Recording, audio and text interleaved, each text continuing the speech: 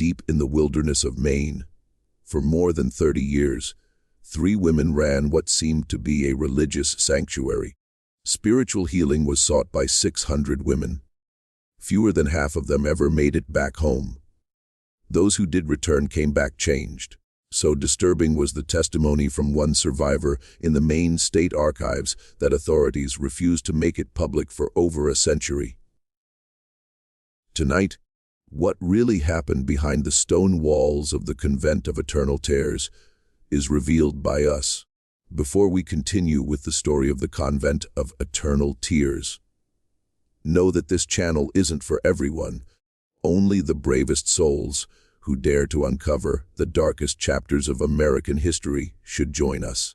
If the courage to hear what really happened in the shadows of our past is something you possess, hit that subscribe button and let us know in the comments what state you're listening from. Is joining our community of true mystery seekers something you're brave enough to do? Let's find out together. Particularly chilling about this story is that it wasn't driven by religious fanaticism or supernatural forces, but by something far more terrifying: the calculated pursuit of knowledge at any human cost, hidden behind a facade of Christian charity.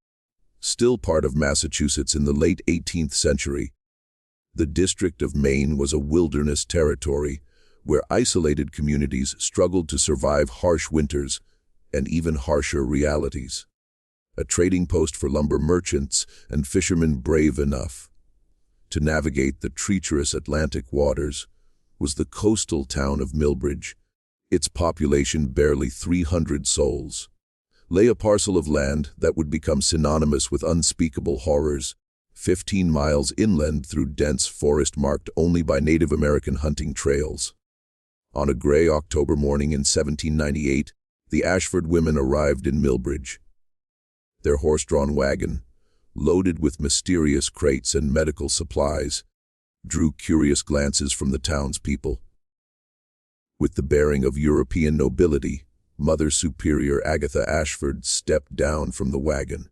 A striking woman in her early 40s with silver, streaked auburn hair and penetrating gray eyes that seemed to catalog every detail of her surroundings was who she was. The refined accent of educated English society was carried by her voice, and her manner suggested someone accustomed to command and absolute obedience. Next emerged Sister Prudence Ashford, a tall, gaunt woman of 30, with alabaster skin and hands that moved with the precise grace of a master craftsman. Her fingers were long and pale, with an unusual steadiness that would later prove essential to her gruesome work. Unlike her superior, Prudence spoke little, observing the world through pale blue eyes that revealed nothing of her thoughts. Traces of a Scottish accent were held by her voice when she did speak, cultured, but with an underlying coldness that made even hardened frontiersmen uncomfortable. Appearing to be barely past 22, was the youngest of the trio, Novice Temperance Ashford. A haunting beauty that drew immediate attention was possessed by her. Raven black hair, porcelain skin, and dark eyes that seemed to hold ancient secrets were hers. But something unsettling about her beauty existed, a quality that made mothers instinctively pull their children closer when she passed was present. Her smile never reached her eyes, and she had an unnerving habit of studying people, as if they were specimens in a collection. Fleeing religious persecution in England and seeking to establish a new order in the American wilderness was what the Ashford women claimed to be as Anglican nuns. Impressive letters of recommendation from English church officials were carried by them, documents that would later be revealed as masterful forgeries. Compelling enough to satisfy the Protestant community of Millbridge was their story, who viewed the presence of educated religious women as a civilizing influence on their rough frontier settlement. With gold coins that seemed inexhaustible, nearly 200 acres of remote forest land were purchased by the sisters from a grateful widow who had struggled to pay her late husband's debts. 3 times the land's assessed value was the price they paid, which raised eyebrows, but also ensured enthusiastic cooperation from local authorities. Every available carpenter, mason, and laborer in the region was immediately hired by them to construct their religious retreat. Unlike any religious structure the workers had ever seen, was the building that rose from the wilderness over the following 8 months. 3 stories of gray stone quarried from the nearby coast with walls thick enough to muffle any sound from within were what it was. Unusually small and positioned high on the walls were the windows, making it impossible to see inside from ground level. The basement level was most peculiar, which required extensive excavation and reinforced foundations far beyond what would be needed for simple storage. About the unusual architecture, when questioned, Mother Superior Agatha explained with a serene smile that penitence requires solitude and solitude requires proper containment. Most effective is spiritual healing when the penitent is completely removed from worldly distractions, as our sisters in England have learned. Most listeners were satisfied by the explanation, though some of the older workers privately wondered why a house of God needed to look so much like a fortress. With meticulous attention, every detail of construction was supervised by the Ashford women. Specific modifications that seemed strange to the builders were insisted on by them. Reinforced doors with heavy locks, drainage systems that could handle large volumes of liquid, and ventilation shafts that seemed more appropriate for a medical facility than a convent were among these features. About these features, when workers asked, the sisters cited their experience with similar religious institutions in Europe, claiming these were standard accommodations for intensive spiritual counseling. One of the sisters' earliest and most enthusiastic supporters became Dr. Samuel Hartwell, the circuit physician who traveled between frontier settlements.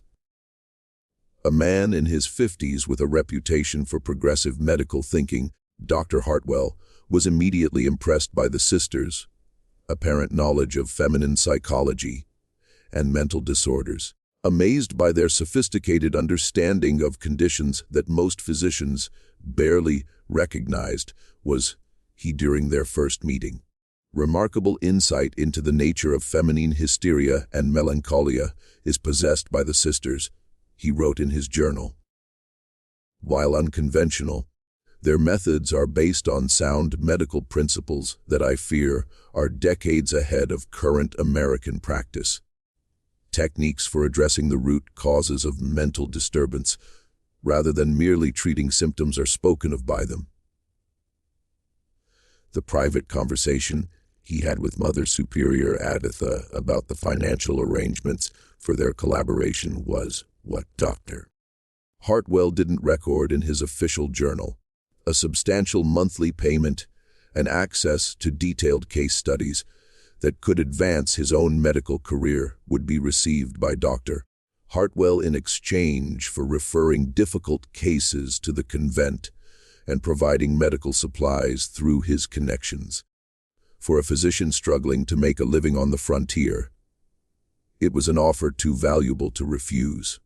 Throughout the territory with remarkable speed spread the convent's reputation. Whispered recommendations about the Ashford sisters' miraculous ability to transform troublesome women into model citizens began to be heard by families from settlements as far as Portsmouth, Portland, and even Boston. Steep was the cost: $20 silver for a month's treatment, $50 for 3 months, and $100 for what they called complete reformation was what it was. But for desperate families dealing with scandalous daughters or hysterical wives, a small price to pay for peace and respectability seemed to be it.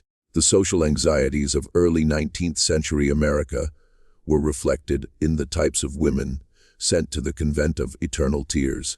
Unmarried mothers who refused to reveal their lovers' identities arrived alongside wives who had publicly challenged their husband's authority, delivered to the same institution that received women who had shown too much interest in books or politics, were daughters who rejected arranged marriages. Defiance was the common thread. Women who had somehow stepped outside the narrow boundaries of acceptable feminine behavior were who they were. A role in the convent's clientele was also played by the religious tensions of the era. Daughters who had shown interest in Anglican or Methodist teachings were occasionally sent by Puritan families, while daughters attracted to the emotional fervor of Baptist revival meetings were disposed of by Anglican families.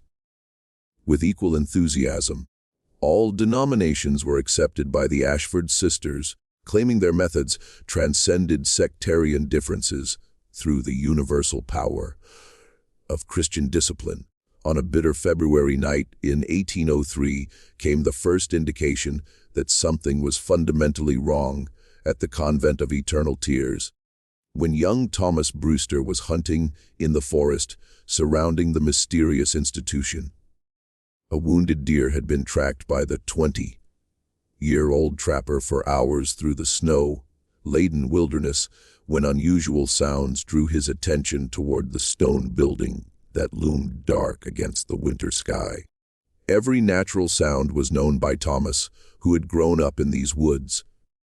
The crack of ice-laden branches, the distant howl of wolves, the whisper of wind through pine needles were familiar to him. But what he heard that night was different, deeply wrong, and unmistakably human.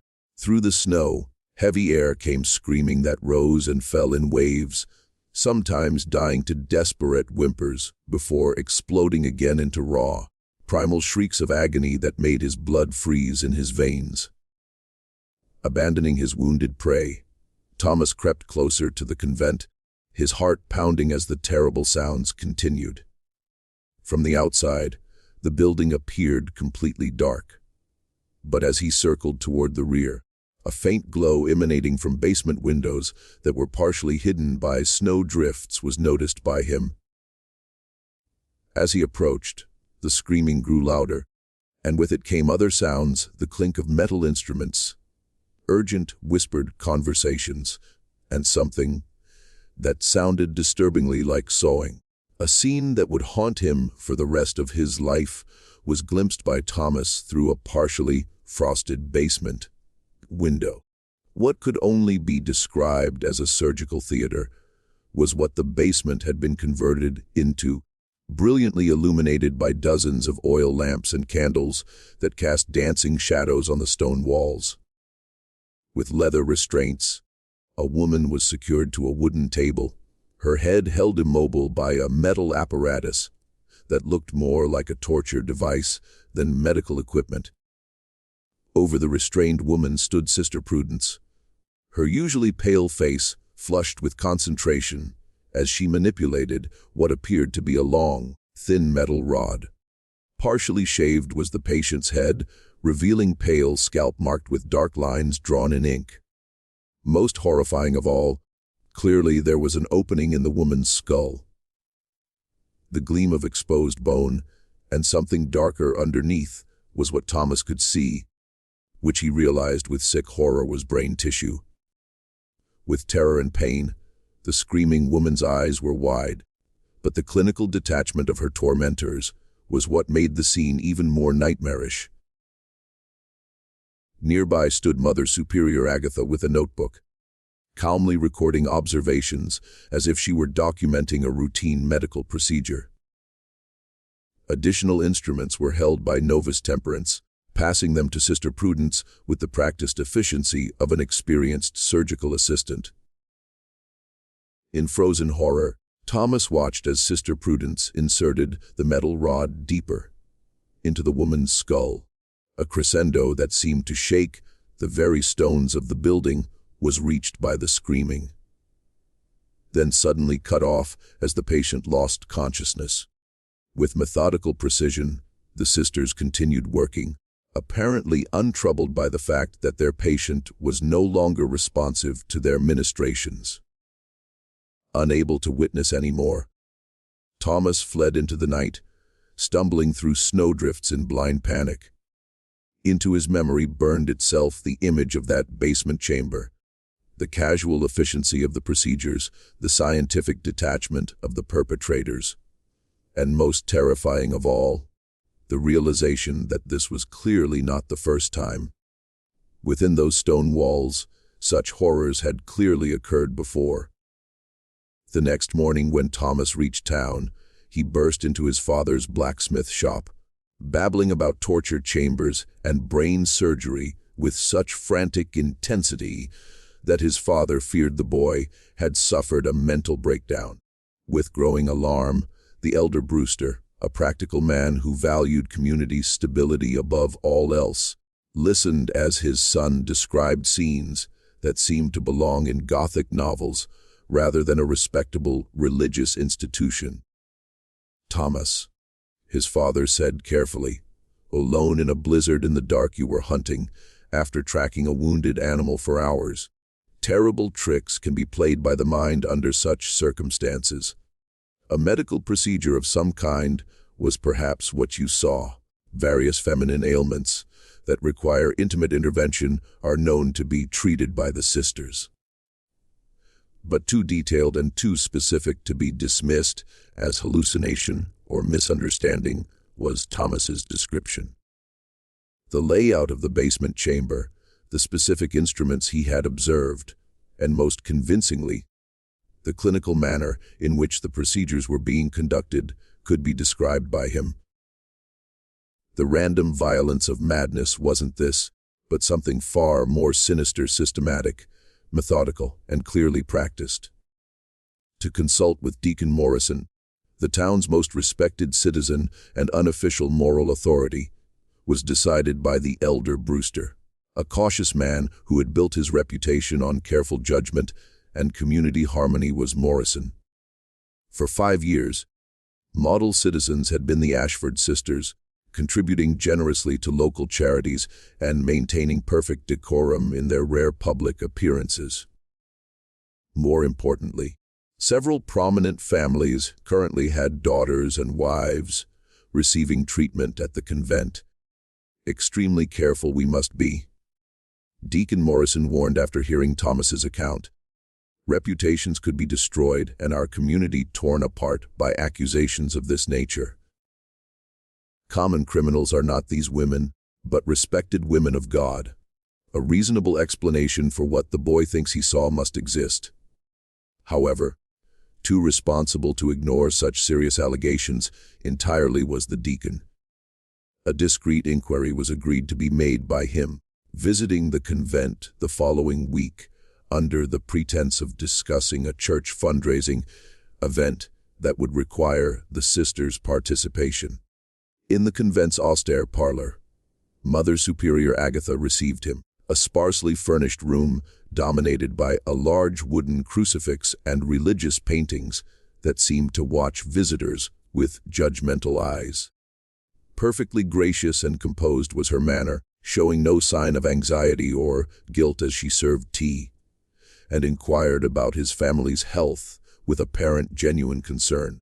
That local hunters had reported unusual noises coming from the convent at night was delicately mentioned by Deacon Morrison when he did. Only mild concern and understanding were shown by Mother Superior Agatha's expression. "Deacon Morrison," she said in her cultured English accent. "During the quiet hours of night, intensive prayer sessions for our most troubled residents are often conducted by us. Quite vocal can be the process of spiritual cleansing, particularly for women who have lived lives of sin and moral corruption. That many of their patients arrived in states of severe spiritual distress, possessed by demons of pride, lust, and rebellion that fought desperately against the purifying power of Christian discipline, was explained by her. Considerable effort requires the process of extraction for some women," she continued with sympathetic sadness, "who have allowed evil to take such deep root in their souls. The cries of demons being cast out through the power of prayer and penance were likely the sounds your hunters heard. With such sincerity and theological sophistication was the explanation delivered that Deacon Morrison found himself nodding in agreement. To all frontier Christians was familiar the concept of spiritual warfare, and not unreasonable within the religious context of the era was the idea that particularly corrupted souls might require extreme measures for their salvation. To show him through the upper levels of the convent was then offered by Mother Superior Agatha, leading him through Spartan but clean dormitory rooms where several women sat in silent contemplation. Calm and deeply absorbed in prayer or meditation appeared the residents, though Deacon Morrison noticed they seemed unusually subdued, moving with mechanical precision rather than natural human spontaneity. To make eye contact with them, when he attempted, they seemed to look through him rather than at him, as if their attention was focused on something invisible in the distance. About visiting the basement levels, when the deacon asked, Mother Superior Agatha explained that they served as the convent's intensive spiritual counseling facilities for women requiring the most focused attention. Inappropriate for a man to witness such intimate procedures would it be? She said with a modest smile. The patient's dignity would be compromised if observed by male eyes, as some of our treatments for feminine spiritual corruption require private examination of the soul. Within the social conventions of the time seemed reasonable the explanation, and feeling reassured that Thomas Brewster had indeed misinterpreted what he had witnessed was Deacon Morrison when he left the convent. However, something continued to trouble him during the ride home. A subtle wrongness that he couldn't quite identify, but couldn't shake from his thoughts was what it was. Too quiet, too controlled seemed the women he had observed, moving with an unnatural uniformity that reminded him more of sleepwalkers than conscious human beings, and a smell throughout the building that he couldn't quite place had been there. Not just the expected odor of medicine and cleaning solutions, but something else underneath was what it was. Something that reminded him uncomfortably of the battlefield hospitals he had visited during the Revolutionary War, where so thick had been the stench of blood and suffering that it seemed to coat the inside of his throat. Additional security measures that made their operations even more secretive were implemented by the Ashford sisters. Following Deacon Morrison's visit, an eerie silence that somehow seemed more ominous than the previous nocturnal disturbances was what the loud screaming that had alerted Thomas Brewster was replaced by. Their troubled women to the convent continued to be sent by local families, and with open arms and increasingly sophisticated promises of transformation, the sisters continued accepting them. However, disturbing patterns that suggested something was fundamentally wrong, with the treatments being administered behind those stone walls, began to be noticed by observant residents. As completely different people often emerged women who entered the convent for spiritual correction, not reformed or redeemed, but somehow fundamentally altered in ways that defied explanation. A spirited young woman of 19, known throughout Millbridge for her quick wit, infectious laughter, and stubborn independence that had scandalized her family by refusing 3 marriage proposals from suitable young men, had been Mary Prescott. Mortified by her public displays of willfulness, her parents had finally sent her to the convent for 6 months of spiritual guidance to prepare her for proper married life. Initially delighted by the transformation were Mary's parents when she returned home. The rebellious daughter who had argued about everything from household duties to religious doctrine was gone. A docile, blank-eyed woman who spoke only when directly addressed and never expressed personal opinions or desires was in her place. With mechanical compliance, The first marriage proposal that came her way was accepted by her, showing no emotion or preference about the match. But increasingly concerned about their daughter's condition grew Mary's parents as weeks passed. No recognition of favorite foods, cherished possessions, or childhood friends was displayed by her. Without comprehension, she stared at letters she had written before her treatment when shown them, as if looking at documents written by a complete stranger. Most disturbing of all, no emotional reaction to anything was shown by her. Neither joy nor sorrow, pleasure nor pain seemed to register in her consciousness. Praised as a complete success, the sisters' work was by Dr.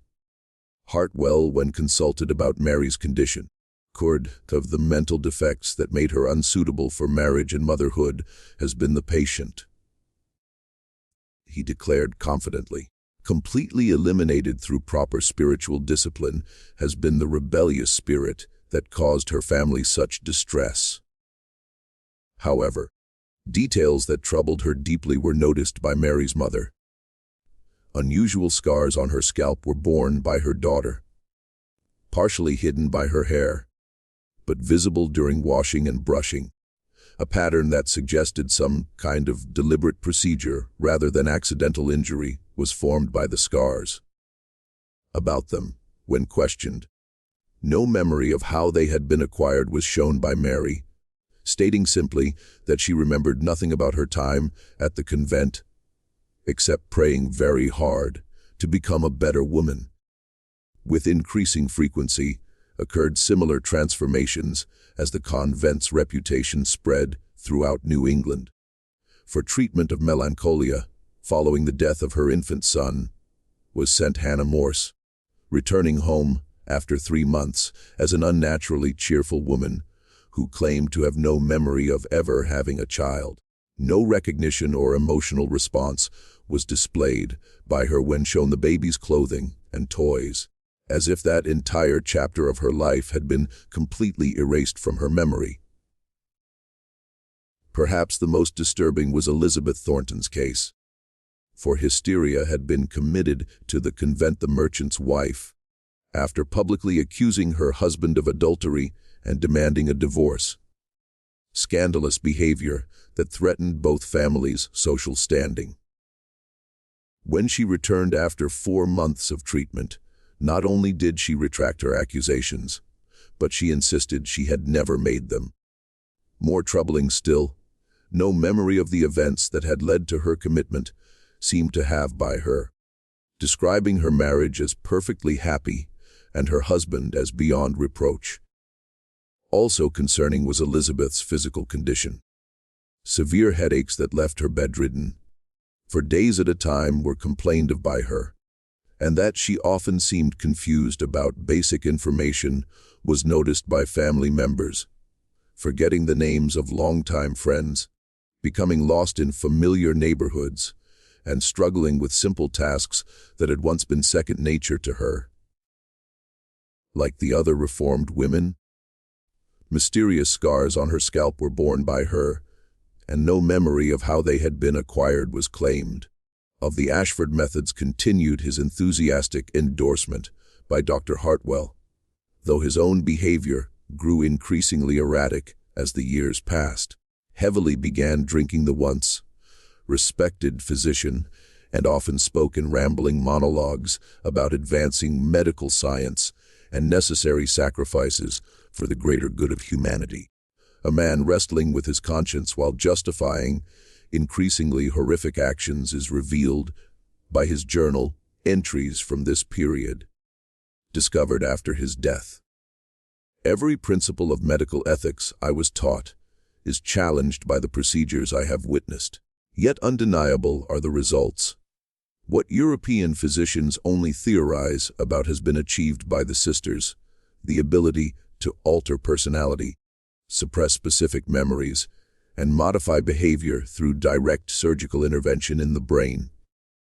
Meticulous is their documentation, sound their methodology, consistent and reproducible their results. Pioneers advancing human knowledge or monsters exploiting human suffering. history will judge which we are.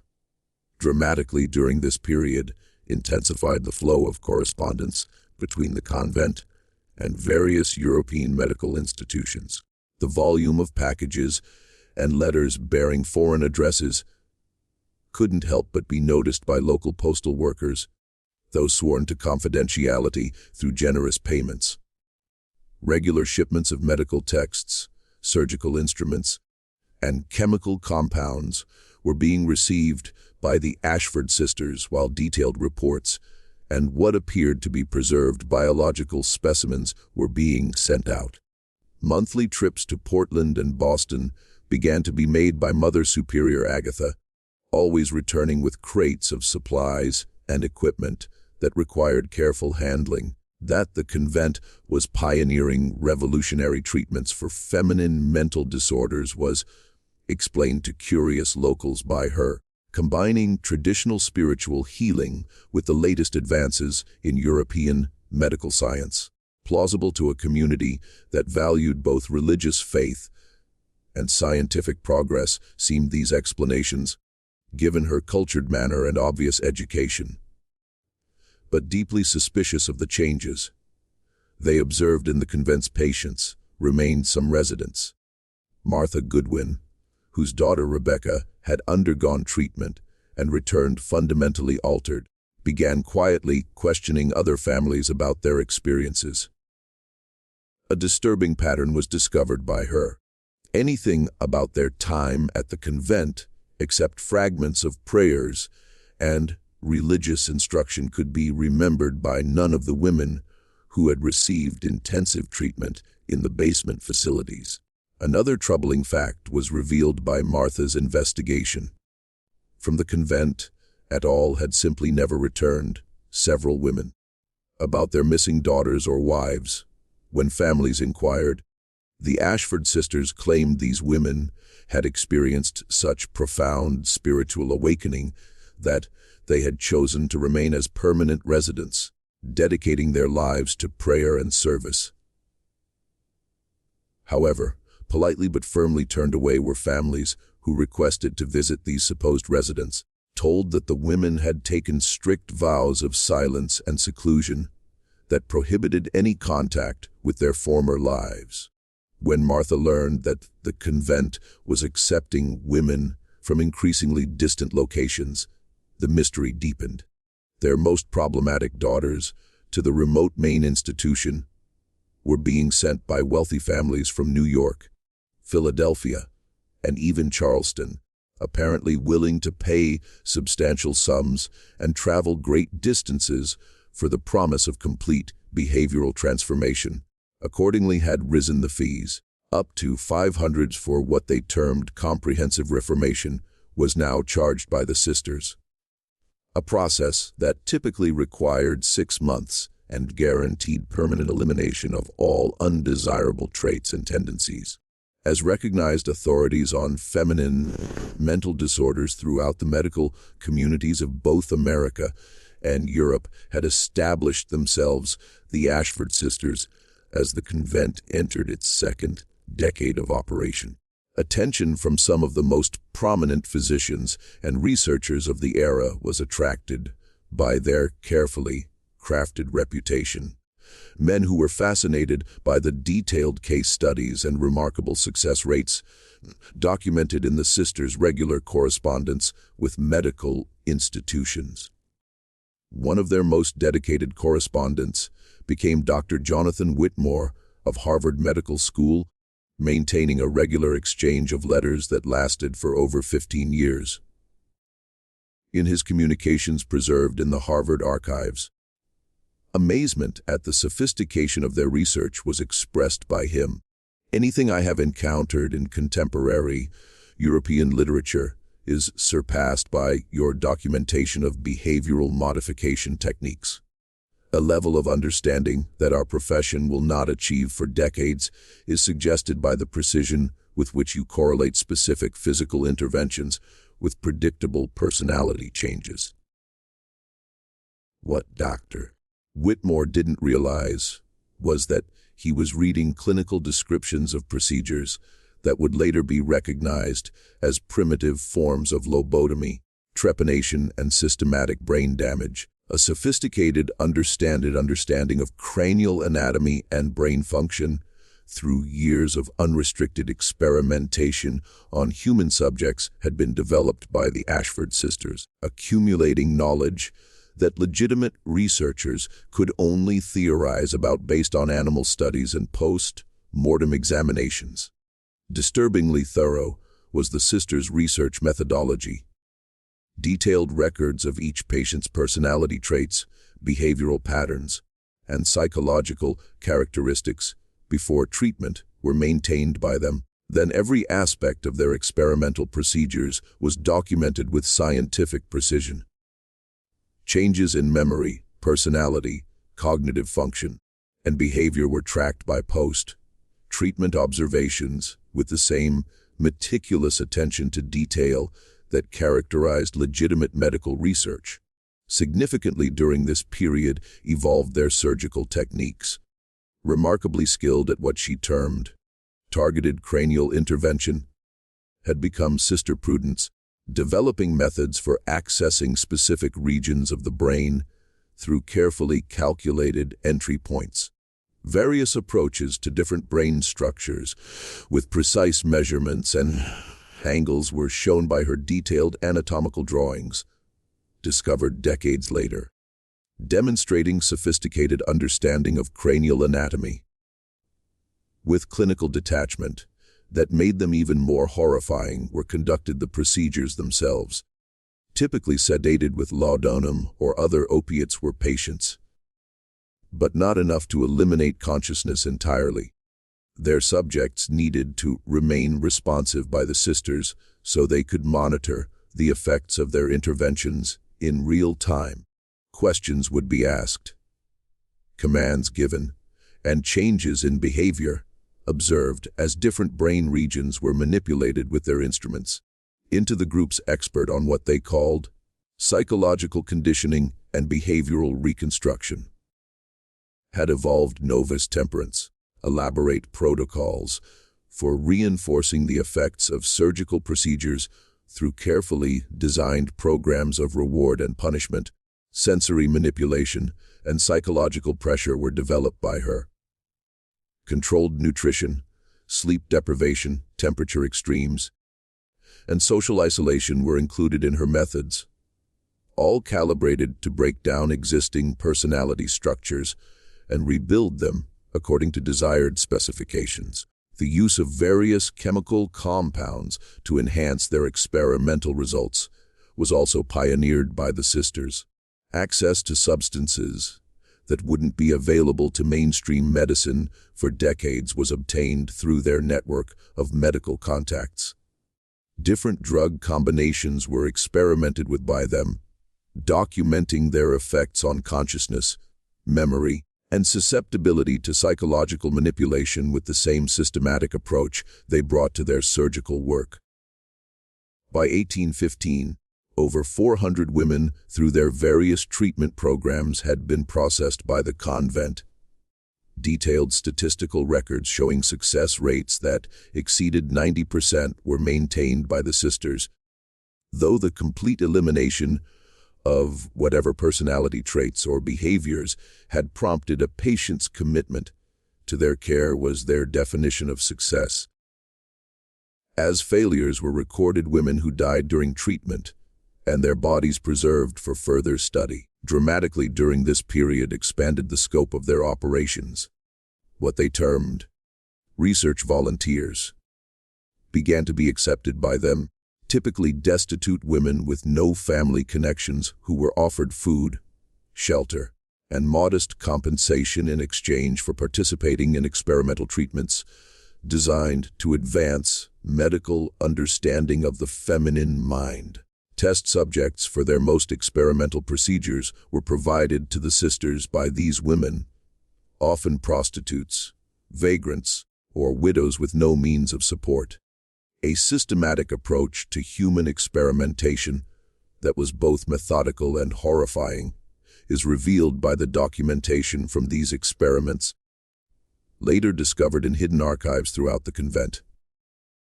Precise measurements of skull dimensions, detailed descriptions of brain tissue reactions to various stimuli, and careful observations of the relationship between specific surgical interventions and behavioral changes were recorded by the sisters. Extensive correspondence with researchers throughout Europe and America was also maintained by them, selling their findings to medical institutions that were unable or unwilling to conduct such studies themselves. A thriving black market in human experimentation data, with the Ashford sisters serving as primary suppliers of information that couldn't be obtained through legitimate research methods, is revealed by the letters. One of their most lucrative customers became Dr. Heinrich Zimmermann of the University of Vienna, paying substantial sums for detailed documentation of personality modification through surgical intervention. Information about procedures for eliminating specific memories, reducing emotional responsiveness, and creating what he termed compliant behavioral states in female subjects was specifically requested in his letters, intercepted decades later by authorities. Ironically, the same institution that had expelled Dr. Agatha Brennan years earlier. The University of Edinburgh unknowingly purchased research data from their former colleague through intermediaries who didn't reveal the true source of the information. Surgical techniques and psychological theories based on systematic human experimentation conducted in the Maine wilderness were incorporated into their curriculum by the university's medical school. Perhaps most chilling of all, commissions for specific types of behavioral modification began to be accepted by the sisters.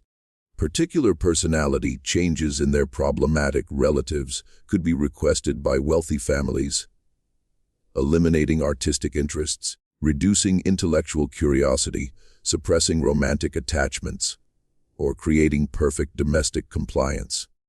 Specialized procedures for each type of modification were developed by the sisters, charging premium prices for their increasingly sophisticated services. Its first serious cracks in the winter of 1818 began to show the careful facade that had protected the Ashford sisters for nearly 2 decades, when a young woman named Sarah Whitman arrived at the convent under circumstances that would ultimately prove to be their undoing. As a fighter came Sarah. Unlike the broken, desperate women who typically sought the sisters' help, possessed of an intelligence and strength of will that had not been crushed by the social pressures that usually preceded commitment to the institution. Having given birth to a child out of wedlock and steadfastly refusing to reveal the father's identity, despite months of pressure from her wealthy Boston family, was Sarah's crime. A discreet marriage or adoption that would preserve family honor had been initially attempted by her parents, prominent merchants with a reputation to protect.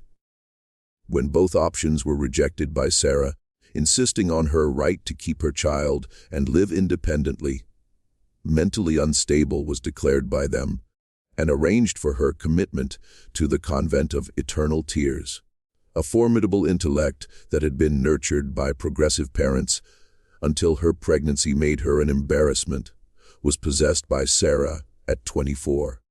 An unusually comprehensive education for a woman of her era had been received by her, including exposure to medical texts through her father's connections with Boston physicians, knowledge that would prove crucial to recognizing the true nature of the Ashford sisters.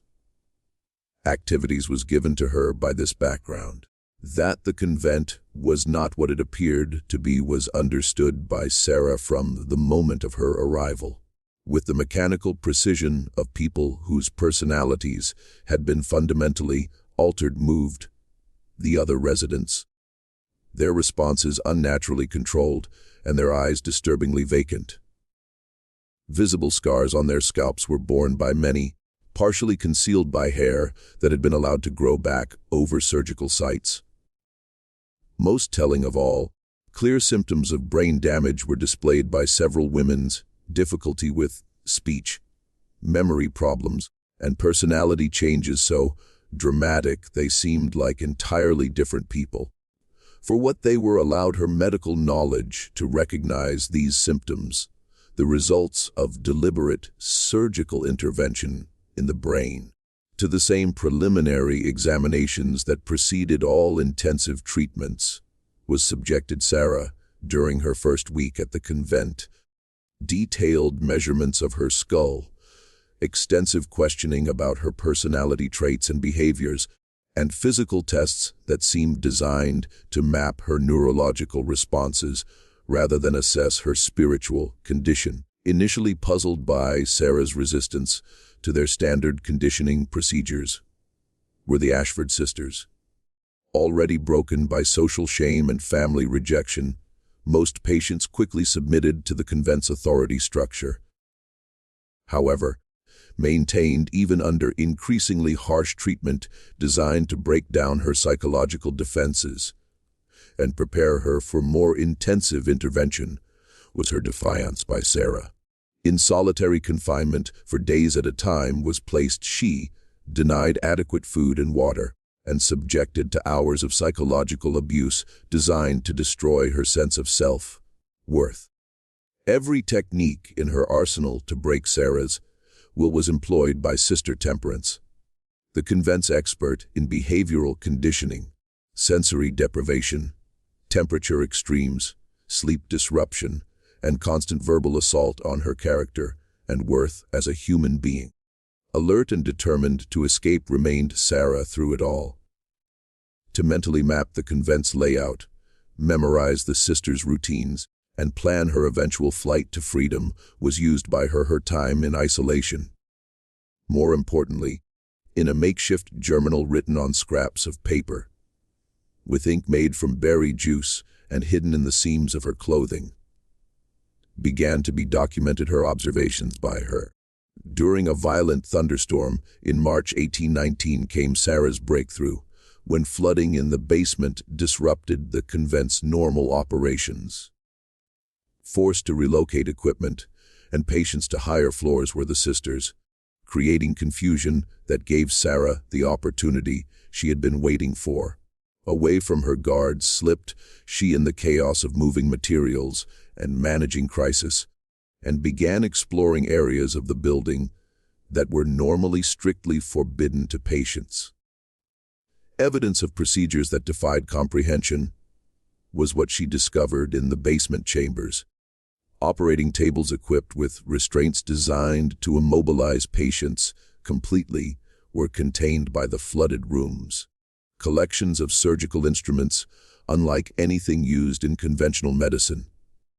And perhaps most horrifying of all, preserved specimens of human brain tissue floating in glass jars, each carefully labeled with patient names, dates, and procedural notes. Procedures that she recognized as deliberate brain damage inflicted with scientific precision were documented by the surgical records she found. The systematic removal of brain tissue from specific regions with careful observations about resulting changes in personality, memory, and behavior was described by the notes. Detailed sketches of open skulls and anatomical diagrams showing the precise locations of surgical interventions were included in some entries. Most damning of all, extensive correspondence files containing letters from European physicians who were purchasing the sisters' research data for substantial sums of money were discovered by Sarah. The acquisition of experimental results and anatomical specimens with the casual indifference of commercial transactions was discussed in the letters. As a business enterprise, selling the results of human experimentation to researchers who were unwilling or unable to conduct such studies themselves, was clear that the convent was operating. With this knowledge and samples of documentation that she managed to conceal on her person, with desperate urgency began planning her escape by Sarah. That she was scheduled for intensive treatment within days knew she, and that this would likely leave her as damaged as the other women she had observed was understood by her, rapidly was closing her window of opportunity, and increasingly suspicious of her continued resistance to their conditioning methods, were becoming the sisters. On a moonless night in early April 1819 came the escape attempt, when Sarah managed to overpower a guard and flee into the surrounding forest. Immediately organized by the Ashford sisters was a massive search effort, knowing that Sarah possessed information that could destroy their carefully constructed facade and expose decades of criminal activity. For 3 harrowing days, capture was evaded by her, while making her way through the wilderness toward the nearest settlement, surviving on spring water and whatever edible plants she could identify. Relentless and well-organized was the sisters' pursuit. Intimately known by them was the terrain and the resources to mount a comprehensive manhunt that included local men who had been hired under the pretense of searching for a mentally disturbed woman who might harm herself were had by them. Throughout her flight could be heard by Sarah her pursuers, their calls echoing through the forest as they systematically searched every possible hiding place. Nearly recaptured was Sarah on the second night of her escape, when she stumbled into a search party while seeking shelter from a sudden rainstorm. Quick thinking and intimate knowledge of the forest gained during childhood visits to her grandfather's logging camp only allowed her to evade detection. In a fallen tree spent she the remainder of the night, listening to her pursuers search the area around her hiding place. Just when we thought the horrors of the Maine wilderness couldn't get worse, Sarah's desperate flight through the forest intensifies. If this story is giving you chills, share this video with a friend who loves dark mysteries. Hit that like button to support our content, and don't forget to subscribe to never miss stories like this. Let's discover together what happens when Sarah finally reaches civilization and the shocking truth begins to unravel. Rapidly, by the 3rd day was deteriorating Sarah's physical condition. Dehydrated, exhausted, and suffering from exposure to the harsh April weather was sheet. From walking barefoot over rough terrain were bleeding her feet, and signs of hypothermia was beginning to show by her. But forward drove her the determination to reach safety and expose the Ashford sisters' crimes, despite her body's protests.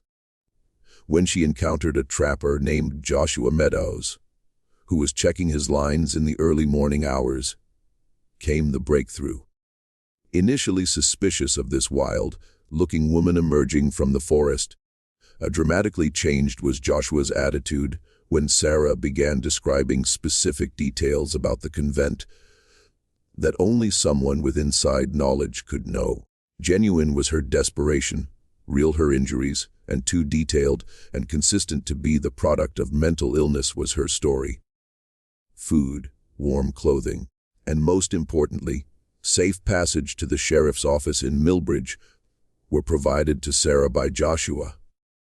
But even as they traveled together, terrified remained Sarah that the Ashford sisters would find her before she could tell her story to authorities.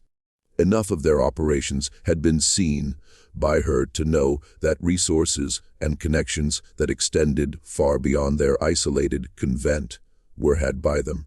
When Sarah Whitman finally reached Sheriff William Hawthorne's office in Millbridge on April 18, 1819, with the same skepticism that had greeted Thomas Brewster's account 16 years earlier initially met were her appearance and wild claims.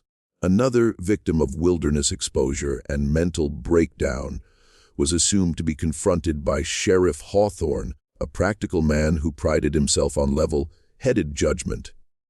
Too fantastic to be credible, too horrific to be real seemed Sarah's story of systematic human experimentation. However, from typical accounts of disturbed individuals distinguished Sarah's testimony several factors. First, information that had never been made public matched her detailed knowledge of the convent's interior layout. Not only the general structure of the building could be described by her, but specific details about the basement chambers, the arrangement of equipment, and the locations of hidden storage areas that only someone with extensive inside access could know. More importantly, several crucial documents during her escape had been managed to be stolen by Sarah's surgical notes, correspondence with European medical institutions, and patient records that provided concrete evidence of the Ashford sisters' activities. In clinical language were written these documents, but describing procedures that would be considered war crimes by modern standards, leaving no doubt about the systematic nature of the horrors being conducted at the convent. A surgical log covering procedures performed on the 23 different women over the course of 8 months was the first document. With scientific precision were written the entries, documenting operations that involved drilling holes in patients' skulls and inserting various implements to damage or remove specific brain tissues, detailed pre-operative personality assessments, surgical notes describing the exact procedures performed, and post-operative observations tracking changes in behavior, memory, and cognitive function were included in each entry. The case of Margaret Fowler, a 19-year-old woman who had been committed for excessive reading and intellectual curiosity inappropriate to her sex, was described by one particularly chilling entry. A procedure designed to damage the brain regions associated with learning and memory with the stated goal of reducing the patient's compulsive interest in books and abstract thinking while preserving basic domestic skills, was documented by the surgical notes. The horrific success of the procedure was shown by the post-operative observations. Fundamentally altered had been Margaret's personality. Completely eliminated was her love of reading, dramatically reduced her vocabulary, and severely impaired her ability to engage in complex reasoning. That the patient now displays appropriate feminine docility and shows no interest in activities beyond basic household tasks was concluded by the notes with satisfaction. Even more damning was the second document, a detailed correspondence file containing letters from Dr. Heinrich Zimmermann of the University of Vienna, negotiating the purchase of cranial intervention research data for the sum of 4,000 Austrian florins, documentation of techniques for eliminating undesired memories and personality traits through surgical modification of brain structure was specifically requested in the letters. The existence of an international network of researchers who were purchasing human experimentation data from the Ashford sisters was revealed by Dr. Zimmermann's correspondence. Regular reports detailing the results of procedures that would be banned under any civilized legal system were being received by universities in Edinburgh, Berlin, and Paris as commercial suppliers of information that legitimate researchers couldn't obtain through ethical means were essentially operating the sisters. Perhaps the most horrifying was the third document, a patient catalog listing over 600 women who had been processed through the convent's various programs since 1798. By type of treatment received was organized the catalog, with detailed annotations describing the specific procedures performed on each patient and their ultimate disposition. Reformed and returned were marked the majority of entries. Women who had undergone surgical modification and been sent back to their families with altered personalities. A smaller number were listed as permanent residents. Women who had supposedly chosen to remain at the convent, but whose current whereabouts were unspecified.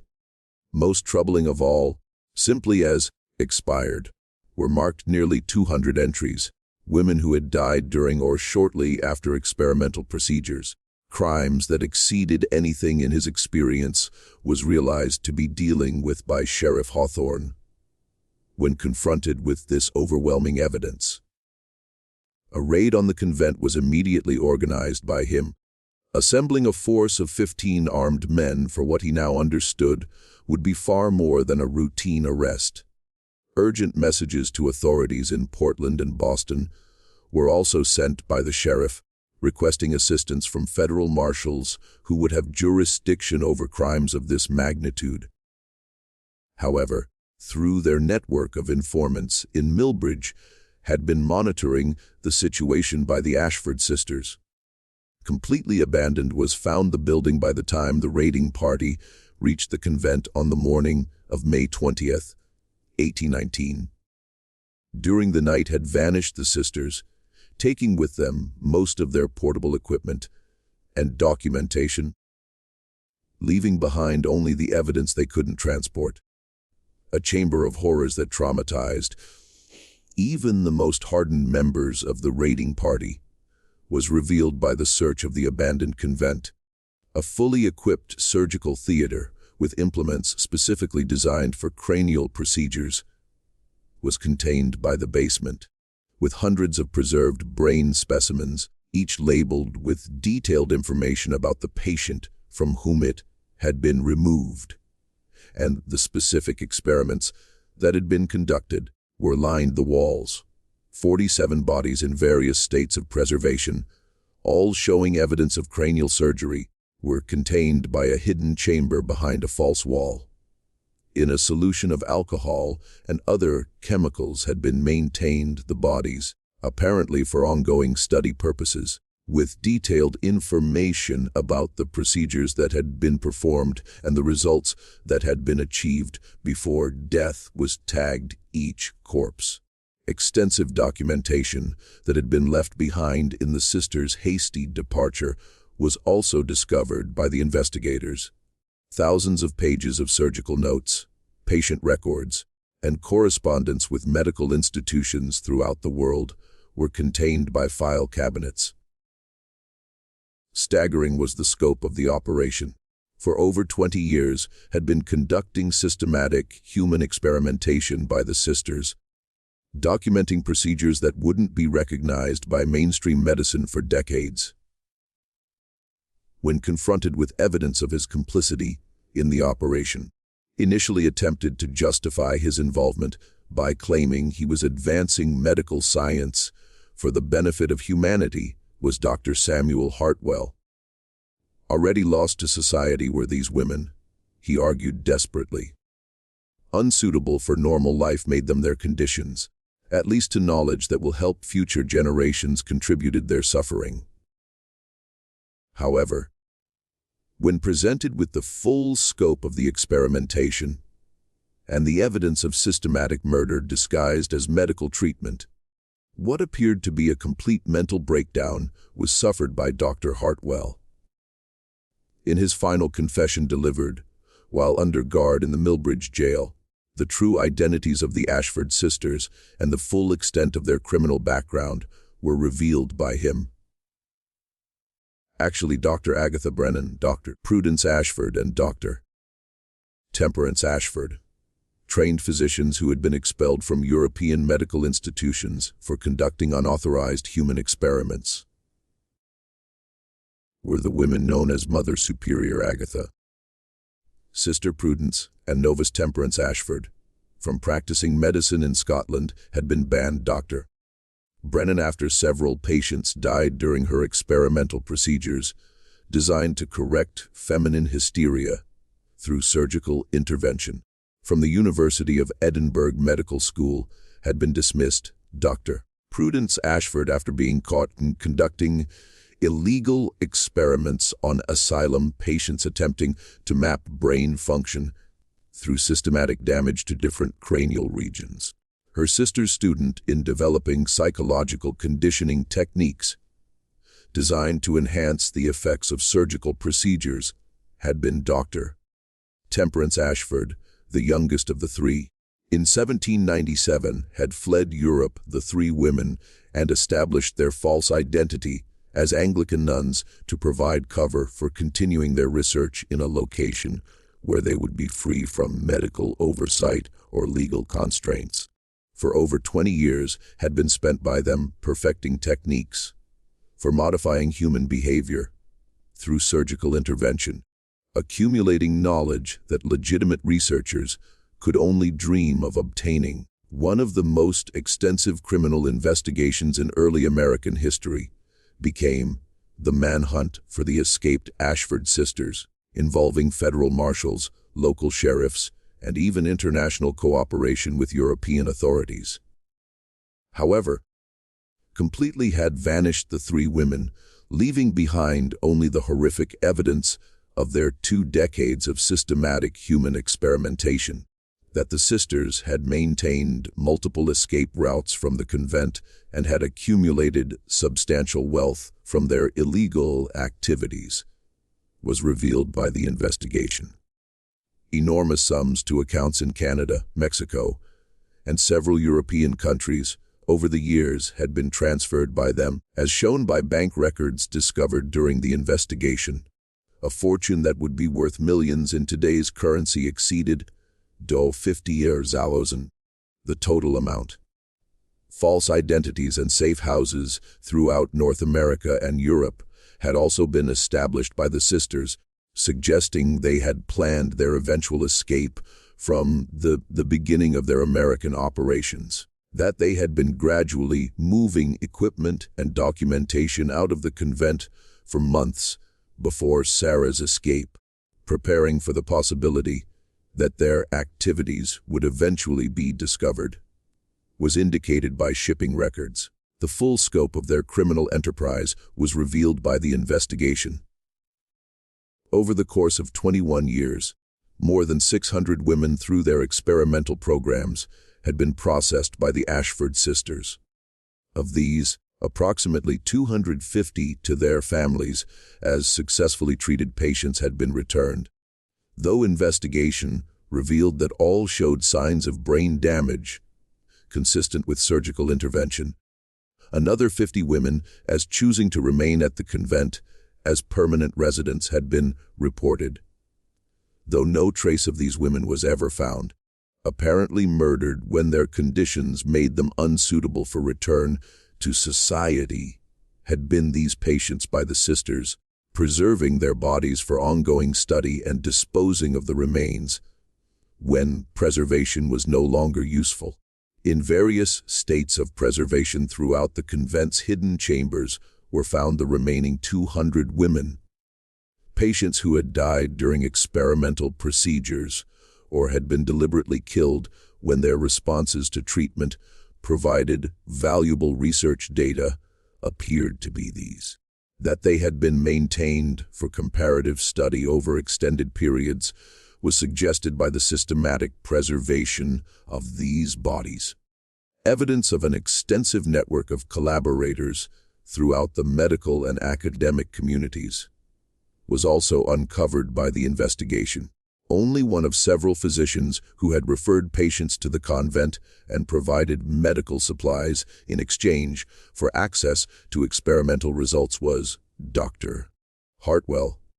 Postal workers, suppliers, and even some local officials to maintain secrecy about the convent's activities had been paid to have unknowingly incorporated the Ashford sisters' research into their medical curricula were found universities throughout America and Europe. Based on systematic human experimentation conducted in the Maine wilderness were surgical techniques and psychological theories that were being taught to new generations of physicians. A painful re-examination of the sources of medical knowledge and the ethical standards of the profession was forced by the discovery. Between seeking justice and protecting their reputations faced an agonizing choice, the families of victims. That their daughters and wives had been subjected to horrific experimentation would expose them to social scandal and destroy their standing in their communities was public acknowledgement. Silence preferred by most, choosing to live with private grief rather than public shame. That the full extent of the Ashford sisters' crimes was never officially acknowledged meant this conspiracy of silence. After 6 months was quietly closed the investigation, with most of the evidence sealed in government archives that wouldn't be opened for over a century.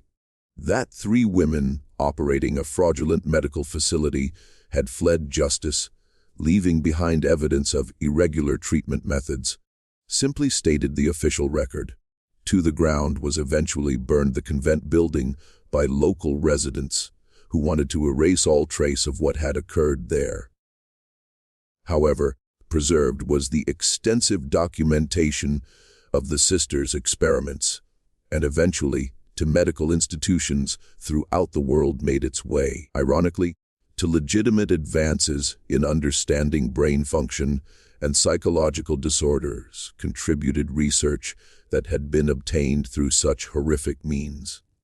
For years struggled Sarah Whitman, the sole survivor to escape and expose the truth, with the trauma of her experience. Months providing testimony to investigators and helping to identify other victims were spent by her, but devastating was the emotional toll. That she was the only person willing to speak publicly about the horrors she had witnessed isolated her from a society that preferred to forget such uncomfortable truths was the knowledge. To California, under an assumed name, eventually moved Sarah, where as a teacher worked she while trying to rebuild her life. Never married she, and maintained minimal contact with her family, who were embarrassed by her public testimony about the convent, the most complete account of life inside the convent of eternal tears, and served as crucial historical evidence of the sisters' crimes, was provided by her detailed memoir, written shortly before her death in 1863. Never captured were the Ashford sisters themselves, though unconfirmed reports placed them in various locations throughout the Americas and Europe over the following decades.